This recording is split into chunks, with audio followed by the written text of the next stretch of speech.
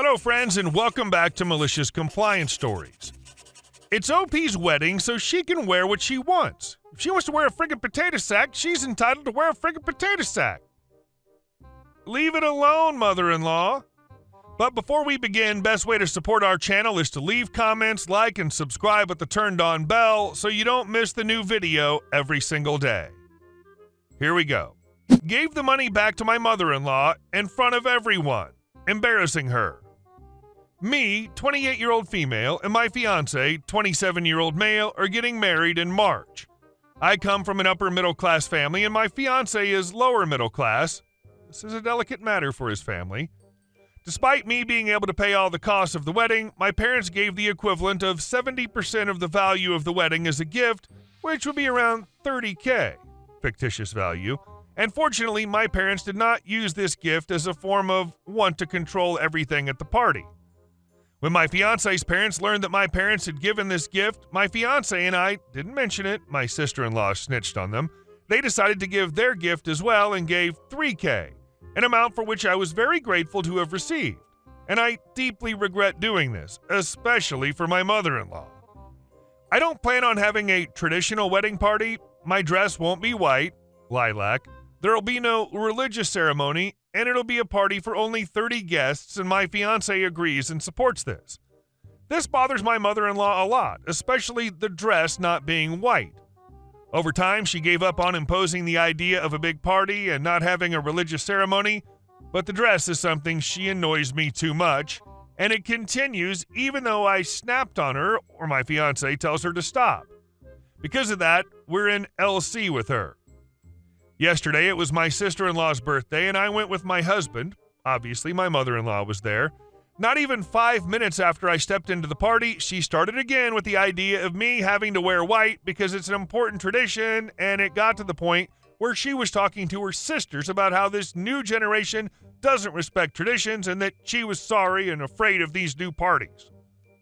I had my limit when she spoke loud and clear that in her time, the bride and groom respected their parents' opinions, and more so if they helped pay for the wedding. I was very angry and said, "Enough! I can't take it. It's not worth listening to other people's crap for this money." I had this money in my pocket and was going to deposit that same amount in the bank later, but I gave up and gave it to her in front of everyone.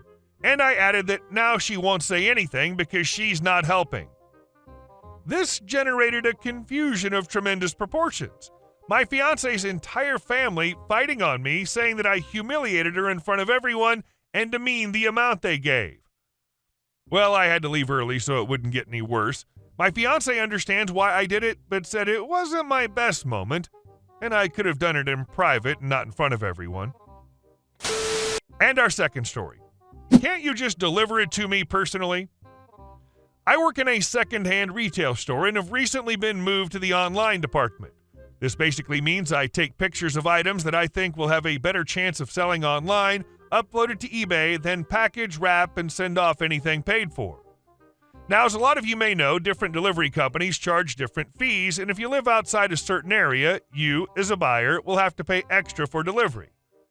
Since starting the role of online person, I've had a few customers cancel their orders because we charge a set delivery price on site, but if they live too far away, I have to send them a message telling them they'll be charged extra based on their postcode. This story's about one of those people. And if I was allowed to record any work conversations, I would put it all over the internet. This woman purchased a little DAB radio through our eBay shop. It wasn't expensive or big, which is why I got a sense of dread when I looked at her postcode on the delivery. She lived on a little island called Isle of Scilly.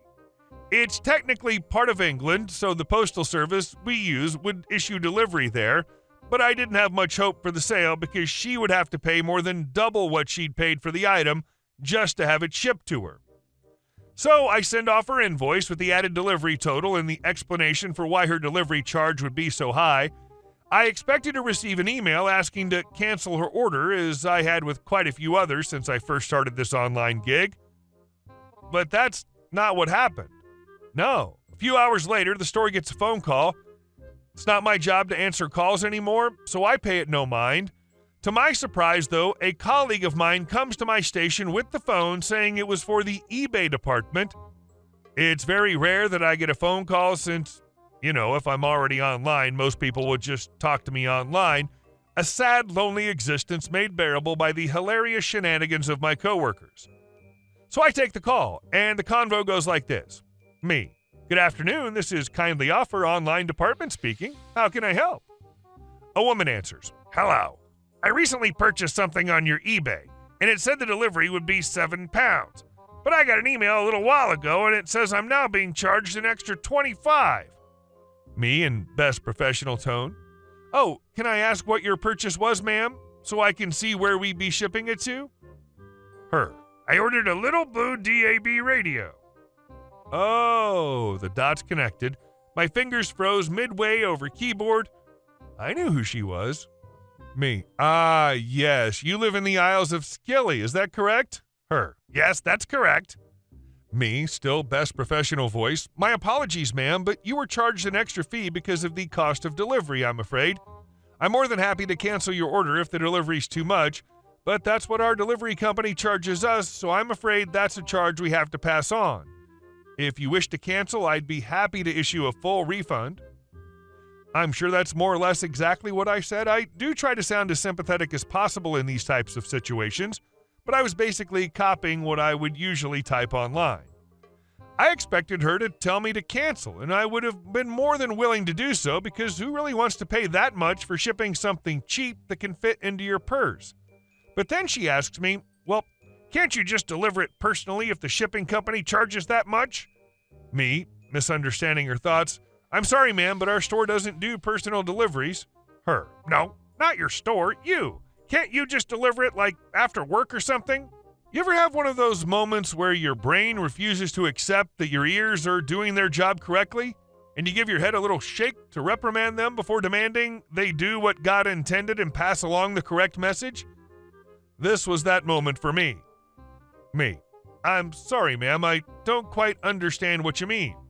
I asked, desperate to cling to my facade of full-time adult and not laugh like a loon down the phone at this lady. Her, slightly annoyed, are you the head of the eBay department? Because I asked the man who answered the phone to hand me over to the head of eBay. Me, a little offended, but determined to prove my new head of online department status, which was technically true, but the department was just me, sitting in a little nook at the back of the shop. I don't even have an office, but I'm in charge of online orders. Yes, ma'am, I'm the head of the eBay department. Her, still irritated. Well then, can't you just deliver it to me yourself? I mean, you get the sale and you can keep the extra £7 I paid for delivery. I just don't see why I'd have to pay that much. Yeah, me either. I don't know why you'd have to pay so much for delivery since you only live on a fricking island. I genuinely don't know what to think. I was stuck halfway between anger and hysteria. A coworker had come out back and he was just staring at me as I was no doubt red-faced and holding back tears. Me. Ma'am, you do live on the Isles of Scilly, correct? Her. Yes, I already told you that. Me. Ma'am, we're based in London. Her. So? Me. London's on a different island. A silence falls over the phone and I could practically hear the mortification on the other end. My coworker is now gesturing to the phone, demanding to know what's being said without actually making noise. I shoo him away while stifling laughter as the lady finally comes back to the phone in a much more polite and humble tone. Oh, can you just cancel my order then? I really don't want to pay that much. Me. Yes, ma'am, I'll take care of that right away. It may take a few days for the refund to go through, but I'll take care of it as soon as possible. A timid, thank you, bye, came through the other end before the familiar white noise of a disconnected phone call followed. I then proceeded to explain the whole thing to my colleagues, and we both have a good laugh.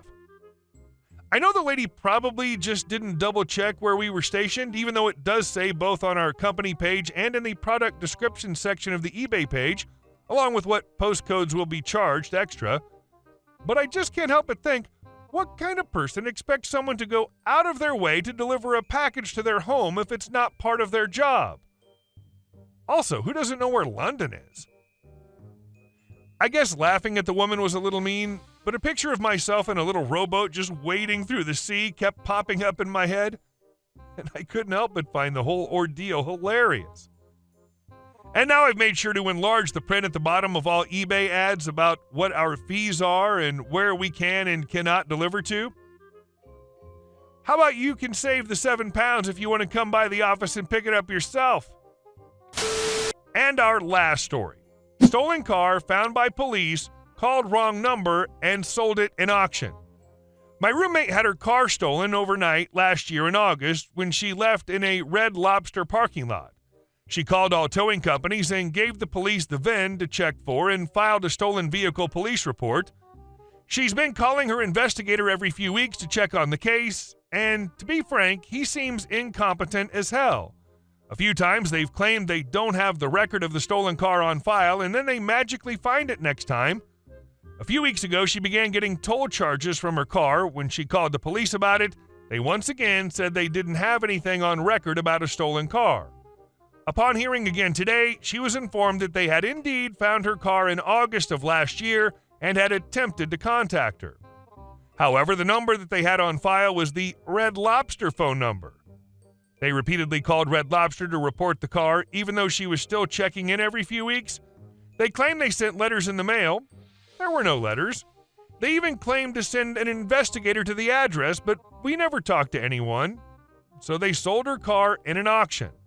My roommate doesn't have a lot of money and feels like the police legally stole and sold her car. She's pretty discouraged about the whole legal system from this incident. Hey guys, thank you all for watching the video. I'll see you in the next one.